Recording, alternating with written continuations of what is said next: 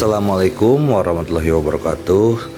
Apa kabar sobat-sobat semuanya? Semoga kita semua dalam keadaan sehat jasmani dan rohani, tidak kekurangan satu apapun. Amin ya rabbal alamin.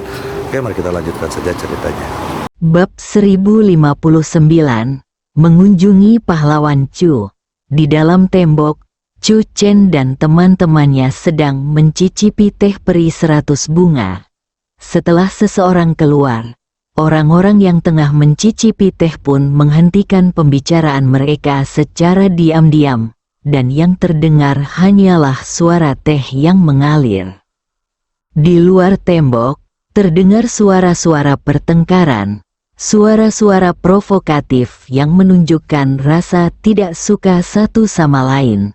Beberapa di antara mereka bertemu setelah 2000 tahun, tetapi kata-kata pertama yang diucapkan tetaplah kata-kata umpatan. Vulgar, Chu Chen menggelengkan kepalanya penuh emosi dan menyesap lagi teh peri 100 bunga. Teh peri 100 bunga setelah mencapai alam kekuatan supranatural mempunyai rasa yang lebih perih dibandingkan sebelumnya. Teh ini seharusnya hanya ada di surga. Sudah ada lebih dari 20 orang di luar klinik keluarga Liu. Tidak semuanya merupakan benih api yang sengaja ditinggalkan oleh sekte-sekte besar, tetapi semuanya merupakan roh asli dari 2000 tahun yang lalu. Mereka secara bertahap terbagi menjadi 4 kubu. Satu kubu dipimpin oleh Ludaxian yang memegang kipas lipat. Secara kebetulan, dari percakapan itu, Chu Chen mendengar bahwa Ludaxian juga merupakan pewaris salah satu garis keturunan Gunung Tujuh Kipas. Selain itu, ada 2 keturunan Gunung Tujuh Kipas lainnya di Kam Ludaxian. Semuanya dari garis keturunan yang berbeda. Kubu ini cocok menjadi lawan Jiang Kufeng. Chu Chen tanpa sadar mengambil teleponnya dan mengirim pesan ke Jiang Kufeng untuk mengonfirmasi lokasi Jiang Kufeng. Jiang Kufeng segera menjawab, "Saya sedang di luar negeri dan tidak bisa dihubungi. Tolong bantu saya menjaga kipas lipat 7 warna mereka. Saya akan mentraktir Anda teh saat saya kembali." Di kubu lain, ada 5 atau 6 orang berdiri di samping burung hantu kembar Heshan. Kubu ketiga dipimpin oleh biksu bertelanjang kaki Sang Xiajiu, yang semuanya mengenakan pakaian aneh. 2000 tahun yang lalu, mereka juga merupakan penganggur dan praktisi independen di dunia, tanpa sekte atau sekolah apapun. Kubu keempat terdiri dari beberapa wanita dengan wajah dingin dan cantik, dan tidak ada satupun dari mereka yang merupakan orang baik. Aku tidak akan mengatakan apa-apa lagi. Orang yang bisa menemukan tempat ini malam ini adalah kita. Kipas lipat di tangan Ludaxian terbuka dengan sekejap, lalu melipatnya dalam sekejap. Tapi akar bunga peri itu belum ditemukan. Siapapun yang mengatakannya tadi benar. Mulai sekarang, itu tergantung pada kemampuanmu. Ludaxian menoleh sekilas dan melihat ada rumah-rumah di semua sisi tempat mereka berada, dan semuanya terlihat sangat mewah. Segala jenis bunga tersebar di halaman, memancarkan suasana bak peri. Mari kita cari di sisi ini terlebih dahulu. Si kembar Heshan menemukan tempat. Akar spiritual bunga peri hanya ada dalam buku-buku kuno yang relevan, dan tidak ada seorang pun yang pernah melihatnya dengan mata kepala sendiri. Mereka juga tidak tahu seperti apa akar bunga peri itu, tetapi, seperti namanya, mereka biasanya memberi perhatian besar dalam memetik akar dari banyak bunga yang ditanam di halaman belakang rumah penduduk. Akar spiritual mungkin tersembunyi di bawah tanah. Chu Chen menyesap teh dan menatap Liu Ruyan. Melalui percakapan dengan para prajurit di luar tembok, dia memahami secara kasar bahwa mereka adalah roh prajurit kuno dari 2000 tahun yang lalu. Mereka menilai dari keajaiban bunga yang mekar di Yangcheng dalam semalam bahwa itu karena bunga peri dan akar spiritual muncul di Yangcheng. Tetapi yang diketahui Chu Chen adalah bahwa bunga-bunga mekar dalam semalam di Yangcheng karena Liu Ruyan. Kalau begitu, bukankah berarti akar bunga peri yang mereka cari dengan menggali tanah di mana-mana itu sebenarnya ada di tubuh Liu Ruyan? Chu Chen juga teringat pada aroma tubuh Liu Ruyan. Mungkin itu adalah akar bunga peri. Akan lebih mustahil lagi bagi orang-orang tersebut untuk menemukan dan membawa mereka pergi. Chu Chen mengangkat kepalanya dan melihat ke sudut, di mana seorang biksu bertelanjang kaki tiba-tiba muncul. Biksu bertelanjang kaki itu juga cukup terkejut ketika melihat 4 orang di paviliun itu. Keempat orang itu hanya dipisahkan oleh tembok, tetapi mereka bahkan tidak menyadari bahwa ada orang yang sedang minum teh di paviliun di dalam tembok. Tidak ada apapun yang Anda cari di sini, kata Chu Chen. Biksu bertelanjang kaki itu mengenali identitas Chu Chen dan ekspresinya sedikit berubah. Pada saat yang sama, dia melirik Liu Ruyan yang duduk di sebelah Chu Chen. Setelah beberapa saat, biksu bertelanjang kaki itu menangkupkan kedua telapak tangannya dan berkata, "Amitabha." Setelah itu, biksu bertelanjang kaki itu berbalik dan melompat turun. Wajahnya muram. Chu Chen sebenarnya menemukan tempat ini lebih awal. Tentu saja, jiwa-jiwa yang terbangun ini semuanya telah mendengar tentang pahlawan Tiongkok yang terkenal di dunia, Chu. Kecuali mereka tidak punya pilihan, mereka tidak ingin berkonflik dengan Chu Chen. Hasil terbaiknya adalah akar bunga peri ditemukan di tempat lain. Biksu bertelanjang kaki itu mengubah sebuah rumah pribadi sebagai sasarannya. Tetapi ia punya firasat buruk dalam hatinya. Kemunculan Chu Chen di salah satu rumah pribadi saat ini tak pelak membuat biksu bertelanjang kaki itu berpikir bahwa Chu Chen juga tahu tentang akar bunga peri dan telah menemukannya sebelum mereka. Ketika biksu bertelanjang kaki itu melihat wanita di samping Chu Chen untuk pertama kalinya, dia juga merasa bahwa wanita ini bukanlah seorang prajurit biasa.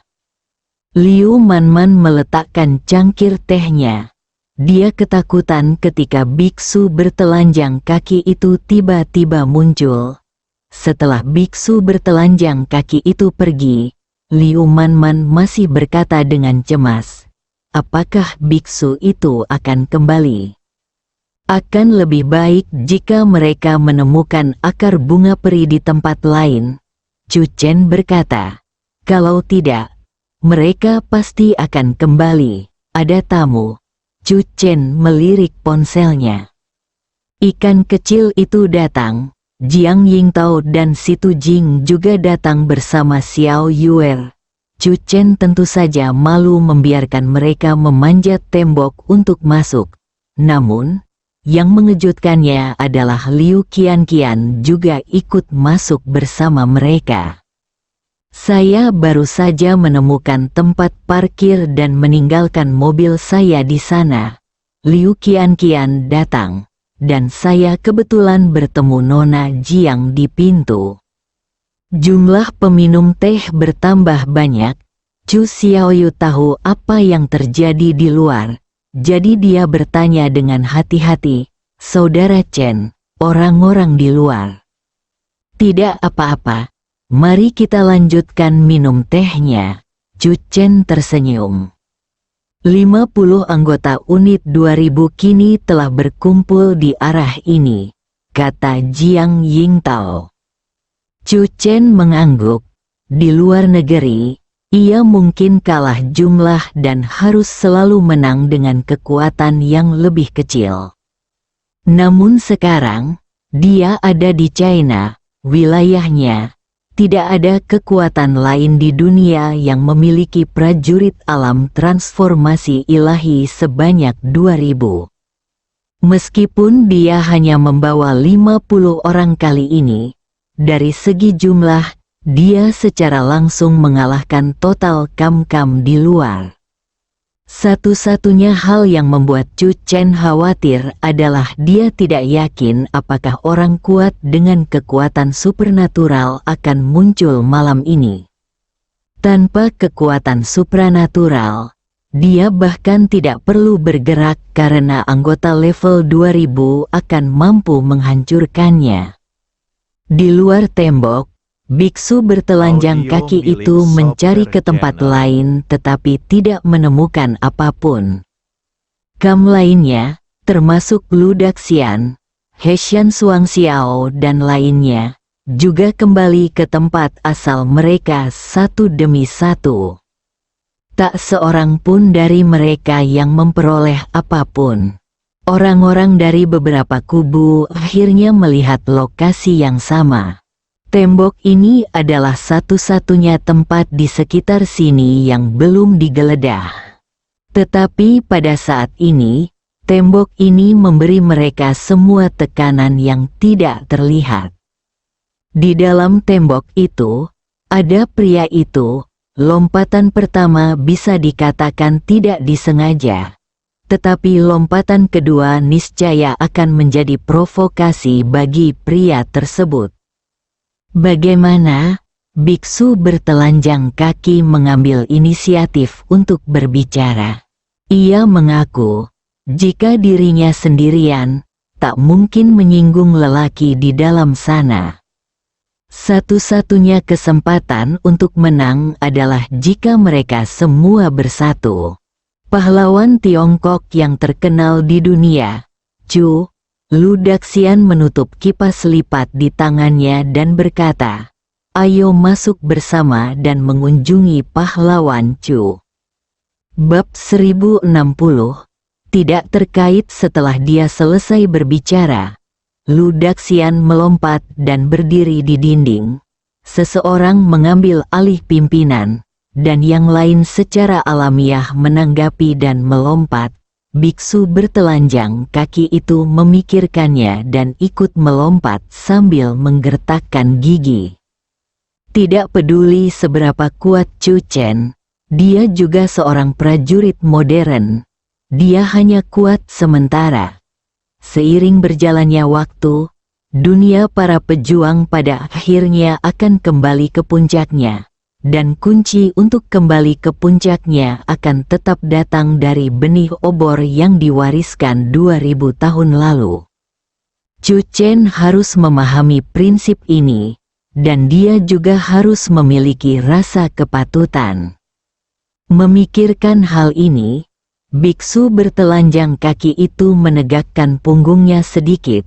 Meskipun dia bukan keturunan sekte kuat dari 2000 tahun lalu, tidak kekurangan orang seperti itu malam ini.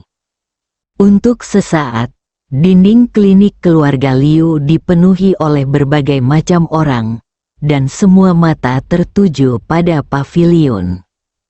Di dalam pavilion, terdapat laki-laki tampan dan perempuan cantik, laki-laki setengah baya yang anggun, beberapa cangkir teh, bulan terang tergantung di atas, mengobrol dan tertawa, yang membentuk kontras tajam dengan gambar di dinding luar.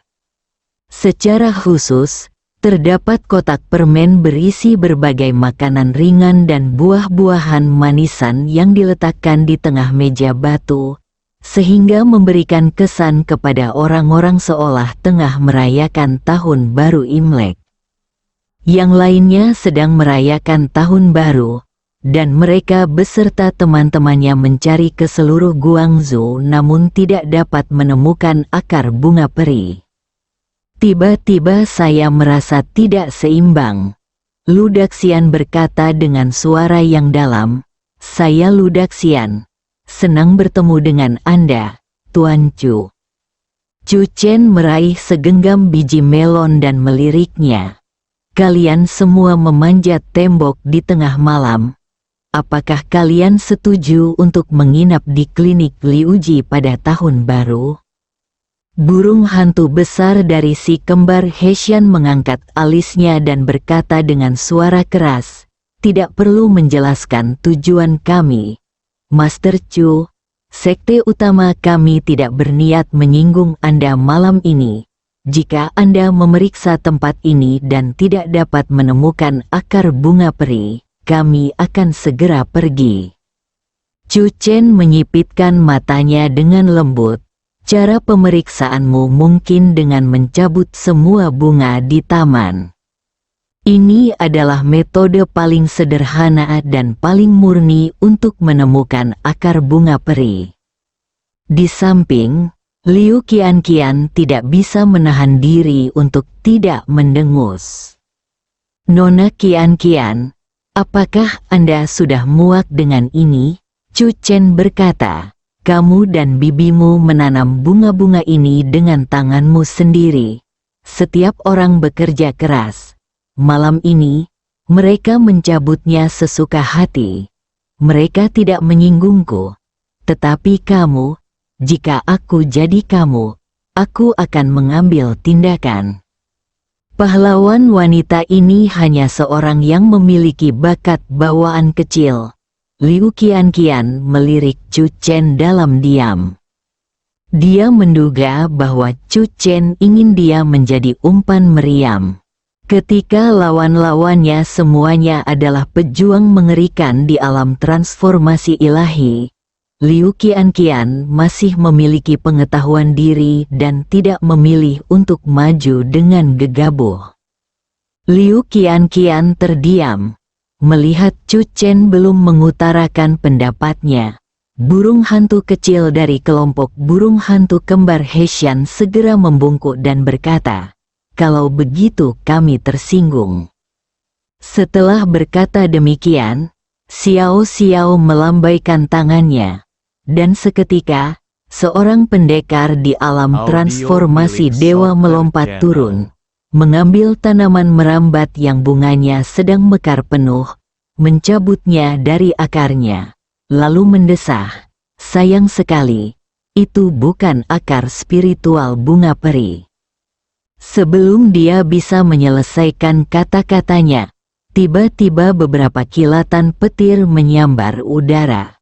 Pria itu tidak sempat bereaksi sebelum beberapa jarum perak menusuk telapak tangannya.